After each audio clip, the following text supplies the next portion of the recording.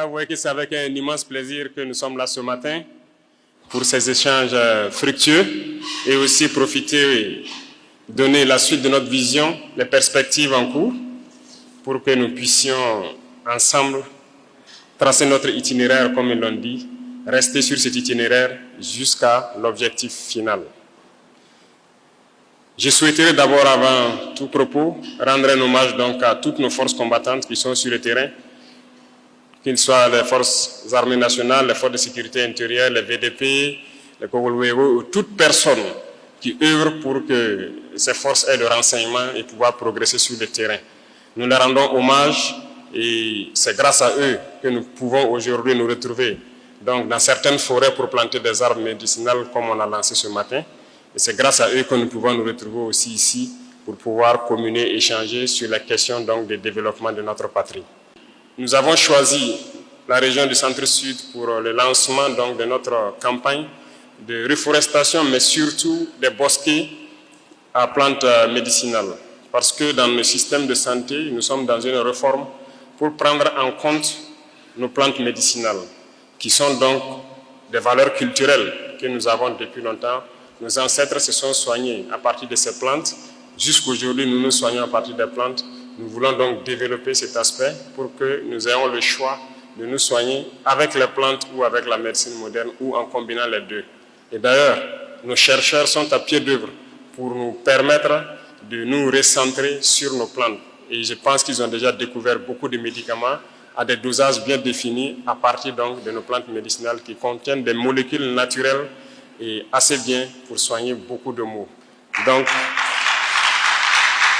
Manga est réputé pour sa médecine traditionnelle aussi. Donc nous avons choisi d'être dans la région ici pour faire le lancement et l'activité va se poursuivre sur toute l'étendue du territoire, dans les différentes provinces et nous espérons dans les années à venir avoir des bosquets de ce genre dans tous les départements du Burkina Faso et que tous nos savants en la matière puissent exprimer aussi leur talent.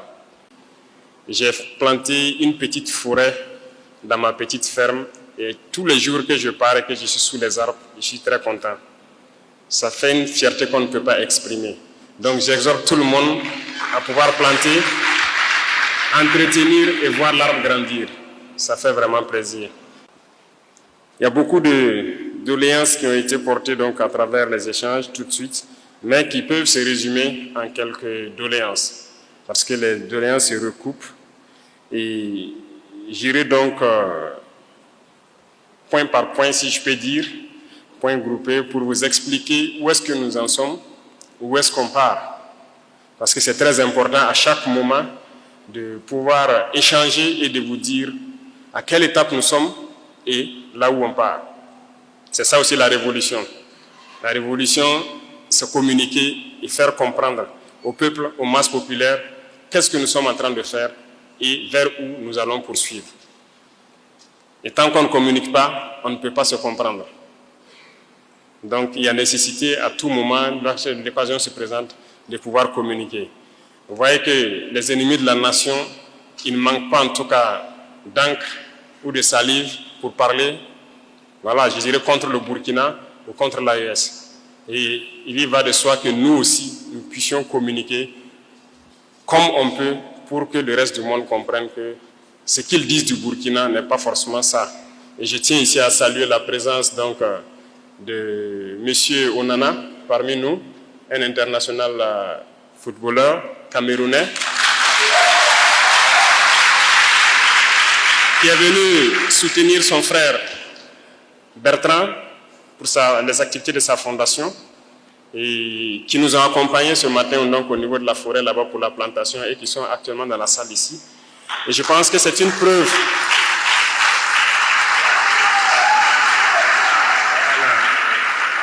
Merci. Je pense que c'est une preuve palpable de ce que nous recherchons, notre combat, que l'Afrique s'unisse. Et je le disais, il n'y a pas de frontière entre le Cameroun et le Burkina. Nous sommes des Africains, c'est ça la priorité. Étant en Europe, ils sont africains. Étant en Afrique, ils sont africains. Et donc, il n'y a pas de raison que nous nous mettons des barrières entre nous. Et je souhaite que tous les Africains puissent s'unir comme l'exemple qu'ils sont en train de nous donner. Et aussi, deuxièmement, c'est un message qu'il est venu passer aussi Parce que c'est sûr qu'étant en Angleterre, ce n'est pas évident que tout le monde comprenne la situation du Burkina, avec les médias impérialistes qui propagent du tout. Ce matin, en tout cas, il a été dans la forêt avec nous, on a fait la plantation, on a fait la route ensemble et nous sommes là. Donc, je pense que de retour à Manchester, vous les ferez comprendre que Ouagadougou n'est pas à 100, le Burkina n'est pas à feu à 100 comme ils le disent. Nous connaissons la guerre, certes, mais nous poursuivons le combat et nous allons récupérer l'entièreté de notre territoire et le sécuriser. C'est ça l'objectif. Donc, merci encore à tous ces ambassadeurs-là qui font passer le message que le Burkina reste debout. Parlons de la question d'infrastructure, les infrastructures de transport. Et je le disais donc à certaines autorités tout de suite, c'est un problème crucial à tout le Burkina. Nous n'avons pas assez de routes, nous avons très peu de routes et le peu de routes qu'il y a est en train de se dégrader. Donc c'est un constat que nous avons fait, les réseaux routiers souffrent beaucoup. Voilà pourquoi nous avons décidé de lancer l'initiative Faso Mebo, qui n'est qu'à son départ. Mais l'objectif, c'est de doter chaque région d'une brigade de construction de routes. Et les premières brigades sont arrivées, vous l'avez suivi. S'il plaît à Dieu, dans quelques jours, d'autres brigades seront là. Et nous voulons qu'avant la fin de l'année, chaque région ait sa brigade. Une fois que chaque région aura sa brigade, généralement le recrutement, donc la majorité de l'effectif va se recruter dans la région pour construire les routes de la région. Donc je vous invite à prendre cette initiative à bras le corps, à faire votre initiative. Lorsque votre brigade sera là, de tout mettre en œuvre pour qu'elle puisse rapidement construire le maximum de routes que vous souhaitez. Et nous allons poursuivre dans ce sens-là pour que même les pistes rurales dont vous parliez, tout sera construit. C'est l'objectif comme ça. Donc 2026, normalement, nous devrons construire beaucoup de routes. Nous avons des ambitions, pouvoir construire des milliers de kilomètres chaque année. Et si on parle de milliers de kilomètres, ça veut dire que forcément les routes que vous avez citées ici, que ce soit de Pau en allant vers le haut, de Pau en allant vers la frontière Guérouango, Zeko, Ziou, tout doit être bitumé d'ici là. Donc votre brigade viendra et vous vous en occuperez. Donc vous l'accueillerez et vous allez donc vous y mettre pour que chacun mette la main à la pâte et vous construirez vos routes vous-même, vous allez entretenir vos routes vous-même. Et donc je compte sur tout un chacun lorsque la brigade va venir pour mettre du sien, que ce soit opérateur économique, que ce soit donc les producteurs, tout le monde doit mettre du sien pour participer à la construction de ces infrastructures de transport. Concernant donc le volet santé, je pense que le CHR de Manga est pratiquement terminé et je pense qu'il y a beaucoup de choses qui peuvent manquer, mais le ministère est à pied d'œuvre pour équiper tous les CHR. Et nous avons trouvé des situations où l'imagerie minimale n'existait pas. Je me souviens que l'année passée ou surpassée, j'étais passé à Pau à la sortie des élèves officiers. Et j'avais eu vent que dans cette grande ville, il n'y avait même pas d'échographe. Aucun appareil pour faire une échographie lorsqu'il y a une femme qui en a besoin. Mais on a pu résoudre le problème, mais ce n'est que ponctuel. C'est pour vous dire combien nos hôpitaux n'étaient pas vraiment équipés. Mais le ministère est à pied d'œuvre et je pense que beaucoup d'appareils sont en train d'être installés, que ce soit des appareils d'imagerie, de dialyse et beaucoup d'autres choses. C'est en cours. Donc, tous ceux qui n'ont pas encore été servis, je peux vous assurer que vous serez servis et vous n'aurez plus besoin de vous déplacer vers les grands centres pour faire certains examens. Il en est de même pour les unités de gériatrie, pour les personnes âgées. Alors, ils sont en train de réfléchir à un modèle global. C'est vrai qu'à Ouagadougou, il y a un modèle qui a été lancé à Kosodo. À Bobo, on a dû freiner la construction d'abord pour que le ministère réfléchisse à un modèle global qu'on pourra mettre partout. C'est-à-dire un modèle unique et pas aussi un modèle qui va perdre de valeur dans 5-10 ans. Tout ce qu'on veut construire aujourd'hui, on veut que dans 50 ans, on ne dise pas que c'est dépassé. Il faut qu'on construise en prenant en compte la durée. Voilà. C'est dans le même ordre d'idée, même l'autoroute Bobo-Ouaga, ce qui était prévu, c'est juste deux fois 2 voies. Mais j'ai dit 2 fois 2 voies, dans 10 ans, c'est dépassé. Il faut qu'on aille à 3 fois 2, sinon 4 fois 2 voies, pour que ce soit assez grand, assez large. Donc tout ce que nous voulons faire dans ce sens-là, on est en train de réfléchir pour le faire dans la durée. Donc ça peut peut-être prendre un peu de temps, mais le ministère est à pied d'œuvre. Ils nous proposeront quelque chose incessamment dans le même ordre d'idée. Dans le cas de la formation de la jeunesse, je suis parfaitement d'accord, que ce soit la jeunesse, que ce soit les femmes, il faut qu'on se forme. Il faut qu'on se forme et s'employer. Parce que, quoi qu'on dise, l'État ne peut pas employer tout le monde. Ça, c'est impossible. Mais quand on prend le monde rural, nous essayons de faire des efforts à travers les initiatives. Je pense qu'aujourd'hui, tout le monde, voilà, beaucoup arrivent à s'en sortir en termes de labour, en termes de semences, en termes d'intrants. Les gens arrivent à s'en sortir. La preuve est que la région même a été excédentaire l'année passée en termes de production. On rend grâce à Dieu pour cela. Et je souhaite que cette année encore, vous allez au-delà de la production que vous avez pu faire l'année passée. Mais le besoin de formation est énorme parce qu'il faut que la jeunesse arrive à prendre soin d'elle-même, que les femmes arrivent à s'auto-employer. Voilà pourquoi nous avons réformé le système éducatif pour créer un ministère de l'enseignement secondaire et de la formation professionnelle. Nous voulons mettre l'accent sur cette formation professionnelle. La réalité, c'est quoi? C'est à travers ça qu'on pourra réellement créer de l'emploi. Sinon, je vous prends un exemple. L'opérateur économique, quand il parlait tout de suite, il a parlé de fils, de tissus et ainsi de suite. C'est une réalité. Nous, on produit le coton au Burkina et on exporte. On a fait ça depuis l'indépendance et puis on est heureux. On nous paye, on nous fixe un prix des producteurs, là, c'est ça, non? On vous dit, on paye à tel prix, vous produisez, on prend, on part, et voilà, on a pris quelques liasses et on est heureux. Non, ça c'est dangereux. On doit transformer. Et je pense qu'on a lancé un projet à Bobo dernièrement. Certes, c'est pour l'armée, Task Force, ça devrait ouvrir en mai, mais en milieu d'exécution, on a jugé nécessaire de faire une extension pour produire du tissu qui puisse servir aux autres tenues civiles, notamment les t-shirts, les jeans et tout ce qui va avec, et produire du fil. Ce qui fait que l'unité n'a pas encore ouvert, on les a donné encore un temps supplémentaire parce que l'usine est devenue beaucoup plus grande que ce que ça devrait être. Mais le matériel est là, ils sont en pleine construction. Mon dernier passage, je suis passé voir. Et ça ne serait pas la seule usine. Il faut qu'on arrive à l'implanter un peu partout pour transformer notre coton. Nous ne devons plus vendre notre coton, par exemple, brut. On doit le transformer sur place, soit en fil ou bien en autre chose, le coton médical et tout. Jusqu'aujourd'hui, vous partez dans nos pharmacies, le coton hydrophile, ou c'est comme on appelle ça les médecins, les compresses et autres, vous payez, mais c'est du coton. On paye votre kilo de coton à 200 et quelques, on le transforme, vous partez payer quelques grammes à 1000 francs. Mais c'est la formation professionnelle qui peut nous amener à créer ou bien entretenir des machines qui doivent nous permettre de transformer ça. Voilà pourquoi on est en train de mettre l'accent sur ça. Et toute notre production d'ailleurs, production agricole, il faut qu'on forme nos mamans, nos sœurs à la transformation. Parce qu'aujourd'hui, elles essaient de le faire à petite échelle, mais il faut qu'on arrive à le faire à grande échelle. Sinon, tout ce qu'on exporte brut, et après, on part payer encore le produit fini. Ce n'est que notre emploi qu'on exporte. On est concentré là-dessus parce que c'est un défi. Et il faut qu'on le réussisse. Aujourd'hui, j'aime prendre des exemples concrets. Je dis, bon, je prends par exemple Madame le gouverneur, quand vous rentrez le soir, vous avez un porte, peut-être quelque chose où vous accrochez votre tenue, c'est ça? Je parie que la plupart d'entre vous ont ça dans vos maisons. Mais vous partez payer où? C'est rare ceux qui font les porte-manteaux en bois par nos menuisiers. Les gens ont des piliers avec des petits bras, des porte-manteaux, comment on appelle ça? Où on enlève l'habit, on accroche. Vous payez ça, les opérateurs économiques vont nous dire où ils partent payer. C'est à Dubaï ou bien c'est en Chine où vous partez payer.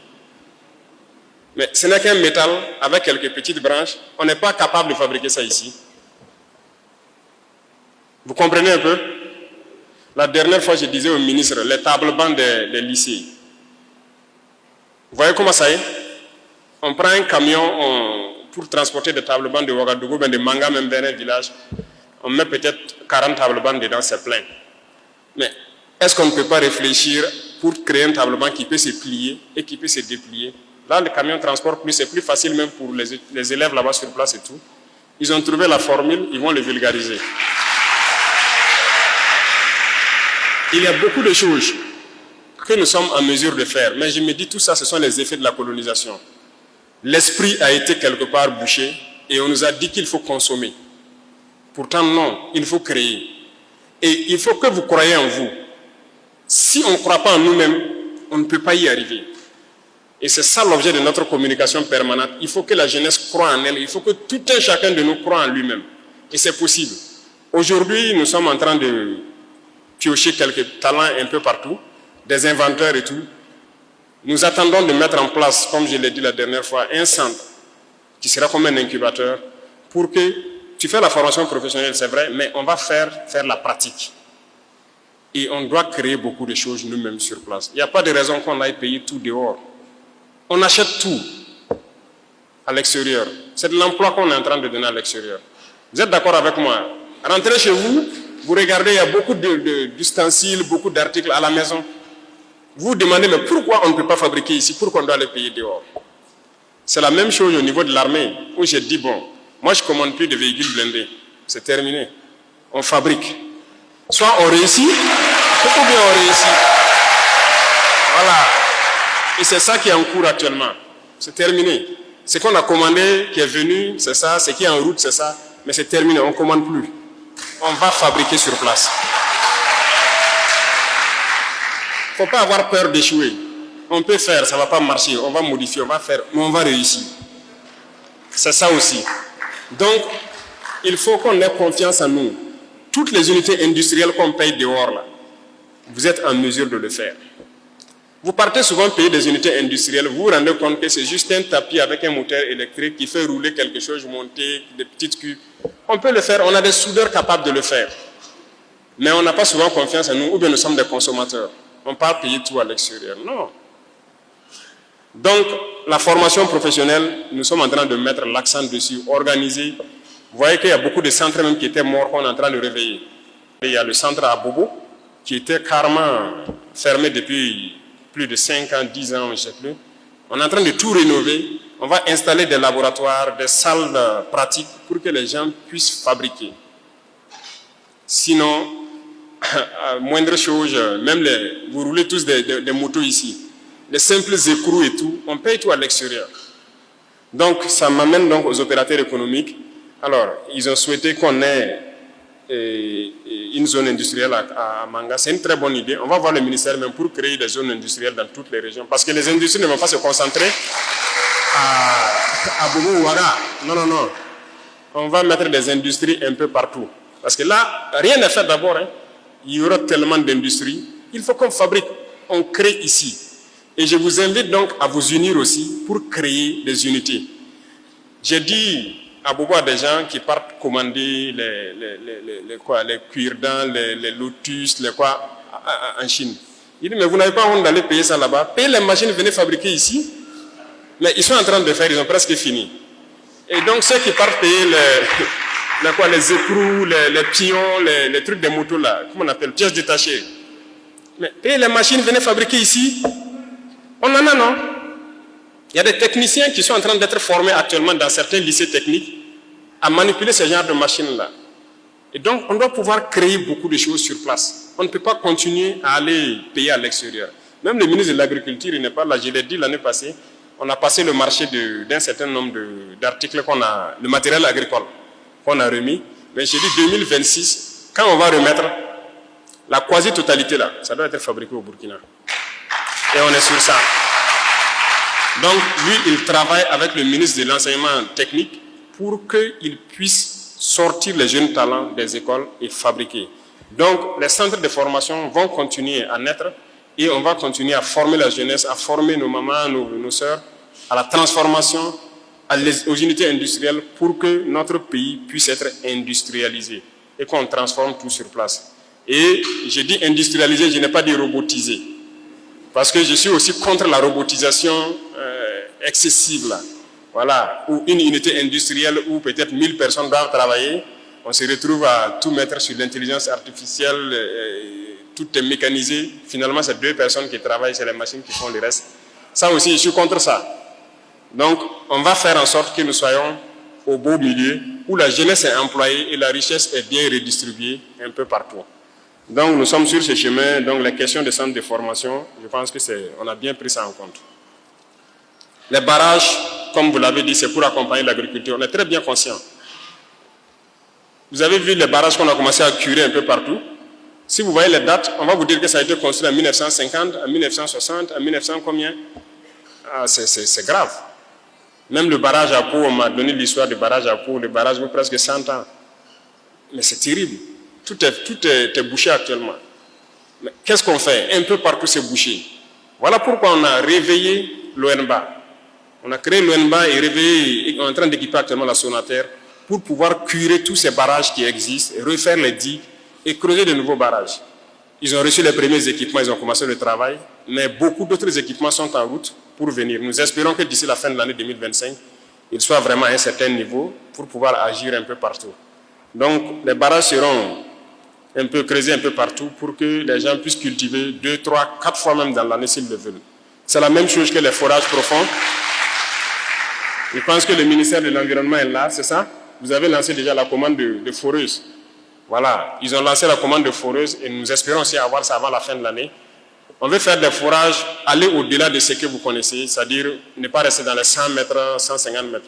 On veut forer jusqu'à 1000 mètres au moins, avoir des vraies sources d'eau pour que vous puissiez faire de l'agriculture, de l'élevage, tout ce que vous voulez, en tout cas de l'eau pérenne. Et ça, c'est en cours. Actuellement, des forages sont en cours, mais on a dû faire venir des entreprises d'ailleurs pour le faire, mais nous voulons payer nos forages et le faire nous-mêmes ici au Burkina, et c'est en cours aussi. Pour la question donc des personnes âgées en ce qui concerne certaines doléances, je vais transmettre au ministère donc, de l'Action humanitaire, ils verront tout ce qu'ils pourront faire. C'est la même chose pour le cas des personnes handicapées. Alors cette fameuse loi, je vais voir. C'est vrai, même les textes d'application, si on prend, il faut aussi qu'on voit comment mettre en pratique, parce que ce n'est pas juste le texte, c'est la pratique même. Si la question revient de plus en plus, et vous avez soulevé que Manga est l'une des zones les plus... au dernier recensement de 2019, où il y a le plus de personnes vivant avec un handicap, on verra. Au retour, je vais essayer de voir les textes et donner des instructions donc, au ministère concerné là, pour qu'il voit la question des droits des personnes vivant avec un handicap. Pour le moment, donc, il n'y a pas de problème. Je pense que la valorisation et l'encouragement à la consommation de nos produits locaux, c'est ce qui est là. Et parlant dans le sens de l'industrialisation, nous avons déjà pris un décret qui oblige, quand il y a une unité qui fabrique quelque chose, c'est obligé, ceux qui importent là, ils payent d'abord là-bas, c'est quand c'est fini qu'ils vont importer. Donc, nous allons consommer ce que nous produisons. Donc, il n'y a même pas à s'en faire pour ça, il faut se lancer. Et quiconque va aller frauder, je pense que les douaniers sont en train d'être équipés aussi pour lutter contre la fraude qui va rentrer. On va consommer d'abord ce que nous produisons ici. Donc, n'hésitez pas à vous engager. Et je pense que la question de crédit, c'est général à tout le monde, que ce soit les opérateurs, que ce soit truc. Il faut qu'on réforme le système bancaire même. Mais réformer le système bancaire, ça stipule un gros travail qui est en cours. Il faut le dire clairement, il faut la monnaie. Sinon, notre système bancaire est arrimé à un système... Les banques au Burkina ne décident pas du taux en tant que tel. Parce qu'eux aussi prennent les prêts à un taux donné. Donc, ils sont obligés d'ajouter un peu ici. Et le prêt, c'est à la BCAO. BCAO, ce n'est pas pour nous. Vous êtes d'accord avec moi, non? Donc, cette question est en cours et nous espérons que ça va se résoudre et nous pourrons être maîtres de notre économie. Voilà que ça freine tout. À cause des taux de prêt en banque, quelqu'un a une idée pour créer une entreprise, mais quand il part y voir le prêt même, c'est difficile. Question de garantie, c'est difficile.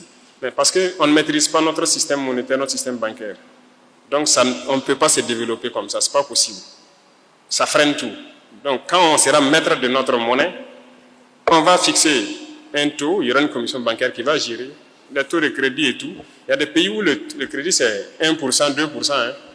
Ils arrivent à partir la plupart du temps. C'est comme ça, non? Mais pourquoi ici c'est comme ça? Il faut vous poser la question. Donc, on est bien conscient, le travail avance et suivez seulement. Vous verrez s'il plaît à Dieu.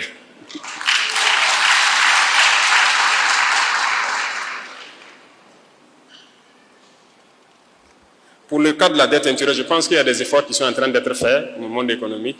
Il y avait vraiment de très vieilles dettes intérieures. Je pense que beaucoup peuvent témoigner. Il y a des dettes de 3, 4 ans même qui existaient. Alors, en début d'année, quand j'étais à Zignaré, après ça, j'ai instruit de payer toutes les dettes jusqu'à la fin d'année 2023. Tout ça, ça a été payé. Et pour les années 2024, j'ai dit de payer les dettes jusqu'à 500 millions. Donc ça, c'est en cours. Et les grosses dettes, on est en train de voir ça cas par cas maintenant. Donc les gros opérateurs, on s'est dit que vous pouvez supporter un peu. On va soulager les plus... voilà, les petits opérateurs d'abord. Mais ça sera payé. Donc tout ça, ça fait partie du truc économique. Hein. Il faut qu'on jauge beaucoup de choses pour ne pas se retrouver dans une situation aussi compliquée. Donc j'ai déjà parlé de la zone industrielle. On va voir pour essayer de voir dans chaque région, créer une zone industrielle. Et ce que je vous demande, c'est vraiment de vous unir. Il y a des possibilités que plusieurs opérateurs s'unissent, créent une entreprise, chacun avec ses parts, et ça permet aux jeunes de s'employer. Je vous encourage à vous unir et à créer des unités industrielles. L'État va vous accompagner autant qu'on peut. Et les zones industrielles, je prends l'engagement, on va créer ça dans chaque région, parce que chaque région a sa spécificité qu'on peut exploiter. Et on n'a pas besoin de venir forcément à Ouagadougou ou à Bobo pour créer. Donc j'ai pris ça, j'ai pris note, et ça va avec la question d'énergie. Donc souvent aussi, c'est parce que c'est à Bobo et à Ouaga qu'il y a l'énergie, dans les régions il n'y a pas d'énergie. On est là-dessus. On est dans un projet de créer beaucoup de centrales pour même rendre certaines villes autonomes. Et le truc, ça prend souvent un peu de temps de payer les groupes électrogènes et de les faire venir. Le projet d'électricité, ça peut souvent atteindre 2 ans, sinon même plus. Mais on est là-dessus. Et une fois que l'électricité est résolue, vous pouvez installer tout type de machines ici et ça va marcher. Donc, on va marcher ensemble pour développer et permettre aux jeunes de pouvoir travailler dans vos unités industrielles également.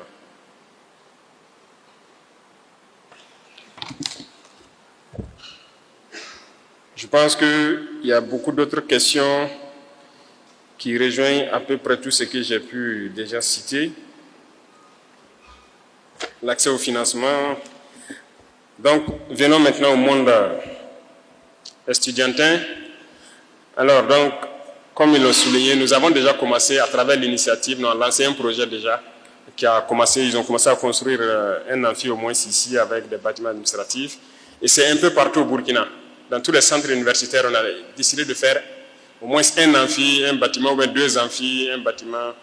Un peu partout, les constructions ont commencé. Mais on sait que ce n'est pas suffisant, mais on part au rythme où on peut. Donc, soyez indulgents et patients. Et on sait que le gap est très, très, très grand entre le nombre d'étudiants et l'infrastructure qui existe un peu partout au Burkina.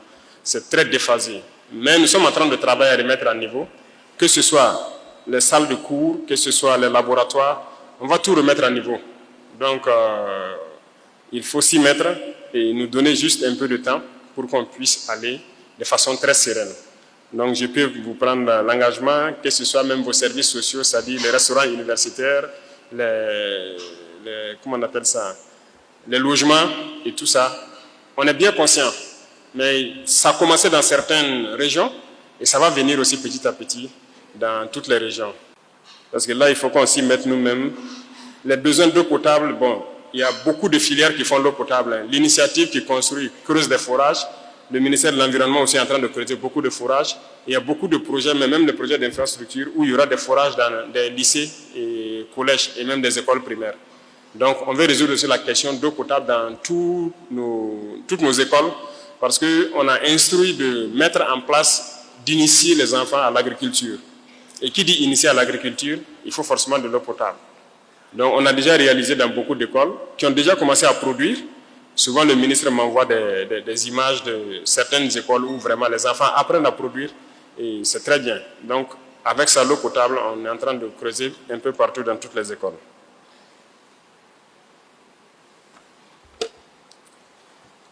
Pour la question, donc, bon, j'ai parlé des équipements médicaux, je pense. Tout ça, c'est un vaste programme avec l'initiative qui est en train de transformer les centres de santé. Vous voyez, les CSPS dans les différents départements, généralement, bon, l'infirmier est là, consulte, c'est les maladies courantes, et peut-être nettoyer quelques plaies. Dès qu'il y a une complication, il faut qu'il transfère vers un centre. Souvent, il n'y a pas d'ambulance, il n'y a pas autre chose. Donc, l'initiative a été créée pour mettre à niveau les centres de santé au niveau des départements. C'est pour dire qu'on va transformer ce que vous connaissez d'habitude, CSPS, en ce qu'on nous appelle centres de santé communaux. Parce qu'on veut mettre un minimum à l'intérieur. Il faut que dans ces centres de santé, il ne faut pas qu'on évacue quelqu'un pour une question d'opérer une appendicite ou quelque chose. Non, on doit pouvoir faire de la chirurgie sur place. On doit pouvoir faire de l'imagerie, c'est-à-dire les radios, les échographies. on doit pouvoir faire les examens de sang, on doit pouvoir transfuser le sang. Donc il y a un certain nombre de critères qu'on a mis en place pour qu'au niveau du département, là, on puisse faire ça. Et qu'on n'ait plus besoin de transporter quelqu'un vers un autre centre de santé pour aller faire une radio ou une autre imagerie. Donc, à terme, dans chaque département, on aura ce centre de santé-là. Et cette année, 25 ont été lancés, les constructions ont commencé. Et 2026, on va encore lancer un certain nombre. Donc, c'est progressif. Et chaque village verra donc son centre de santé se transformer et ils n'auront plus besoin de se déplacer vers la province ou la région pour certaines choses.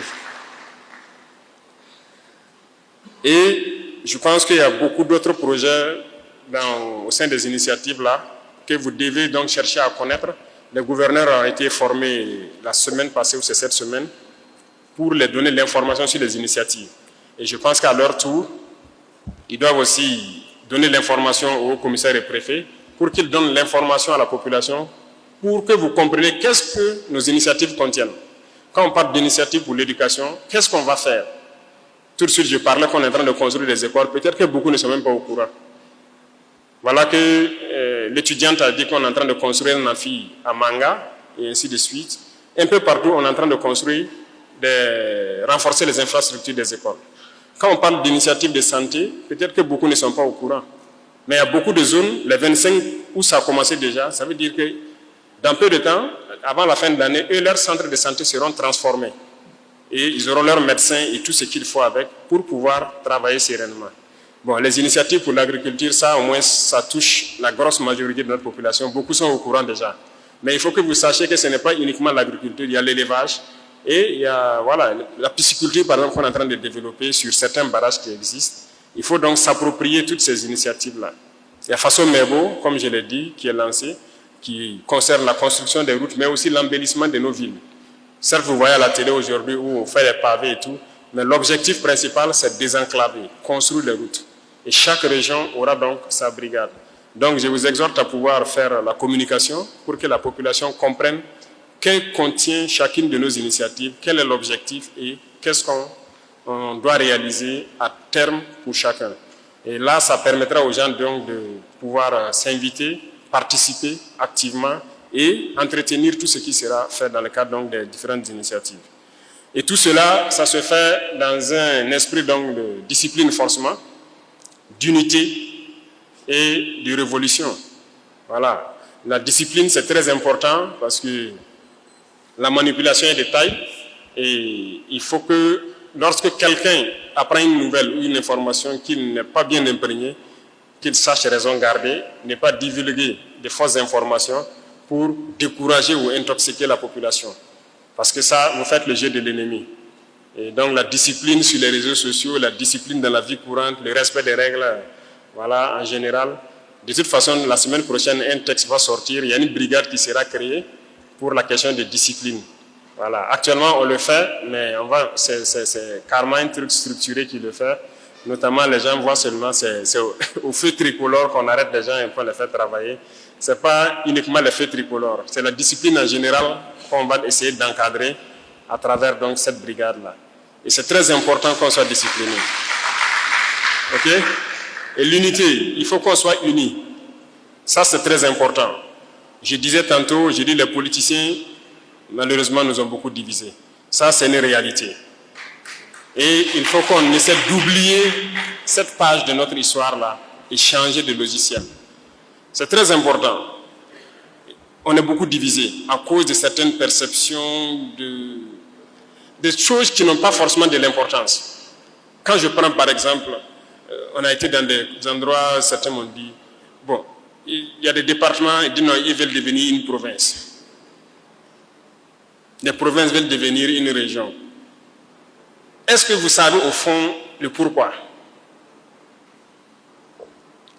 Si on vous demande pourquoi vous voulez devenir une province, un département, pourquoi vous voulez devenir une province? Tout ça, ce sont les politiciens qui ont amené cette